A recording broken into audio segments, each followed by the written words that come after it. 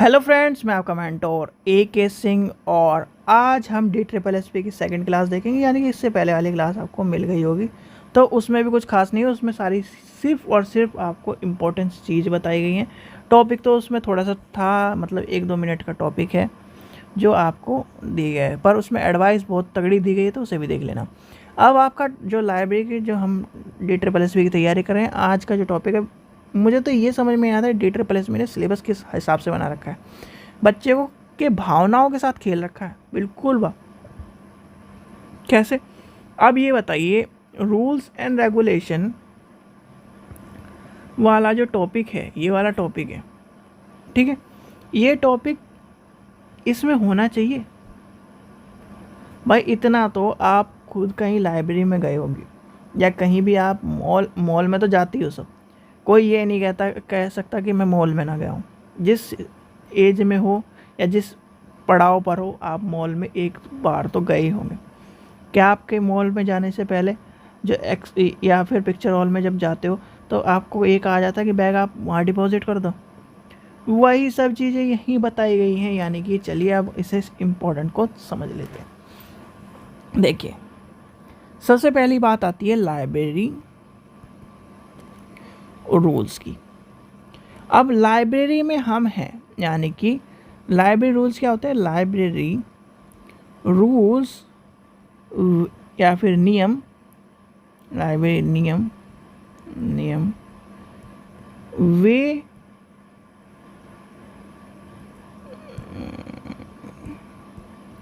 वे नियम हैं जो पाठक लाइब्रेरी में जब ज्वाइन होता है उसके द्वारा उस नियम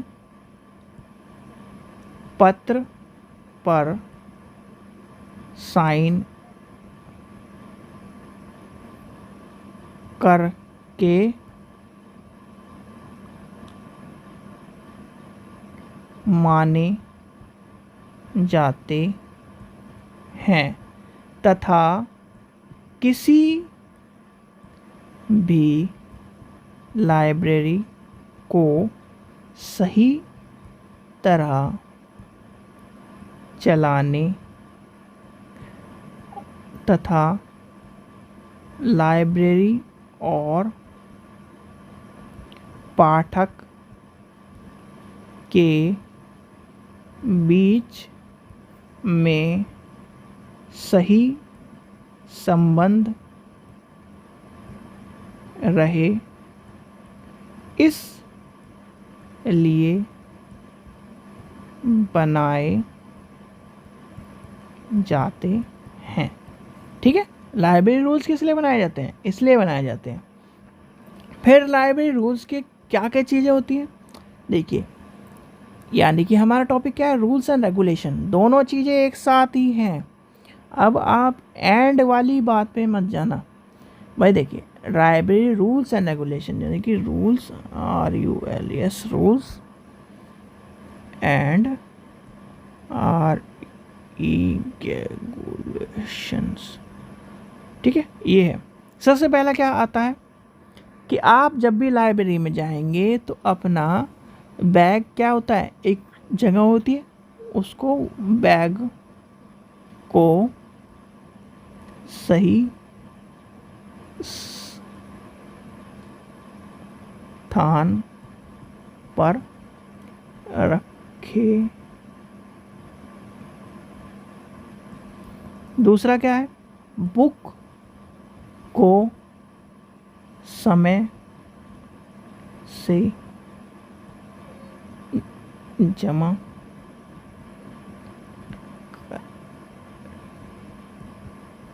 करेंगे। लाइब्रेरी को अपने घर या अपने परिवार का हिस्सा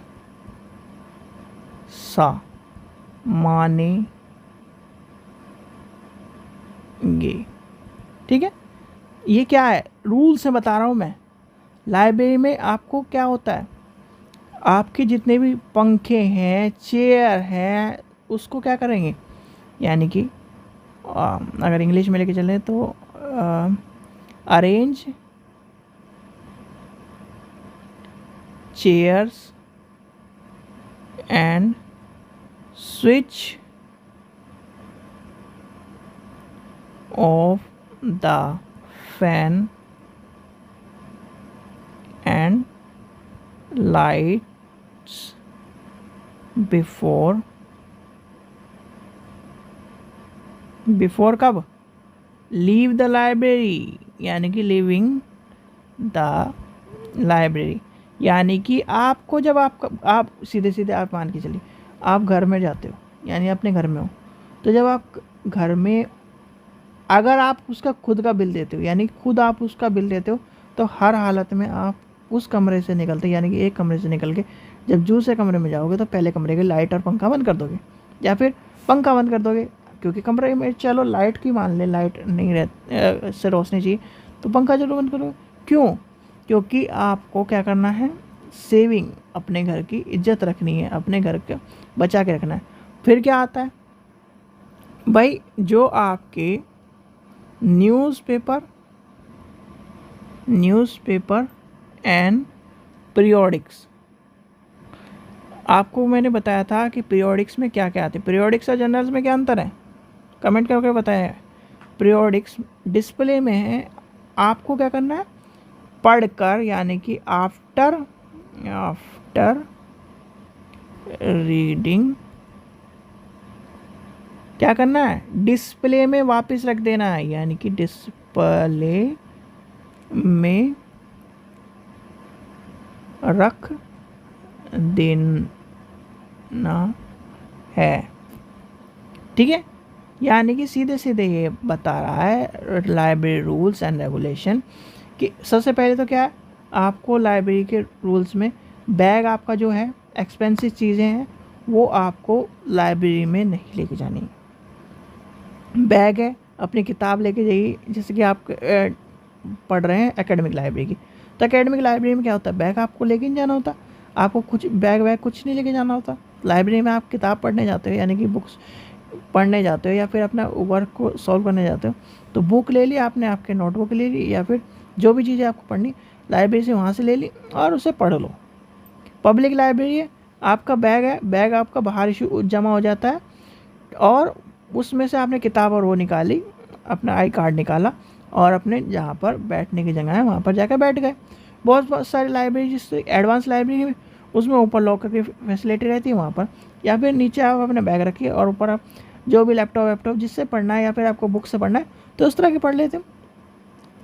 तो लाइब्रेरी रूल्स एंड रेगुलेशन इसलिए बनाए जाते हैं जिससे कि लाइब्रेरी और पाठक के बीच में जो तालमेल है और जो पाठक ज्ञान की प्राप्ति के लिए लाइब्रेरी में आ रहा है वो अपने ज्ञान को इजाफा कर सके या फिर उसे ज्ञान को मिल सके। तो इसलिए लाइब्रेरी को रूल्स एंड रेगुलेशन बनाए जाते हैं, यानी कि आप घर में हो या फिर आप किसी ऑफिस में हो, किसी भी वर्क प्लेस पे हो, रूल्स आपको मिलते हैं कि इतने बजे आना है, इतने बजे जाना है, ये काम नहीं करने किसी के साथ।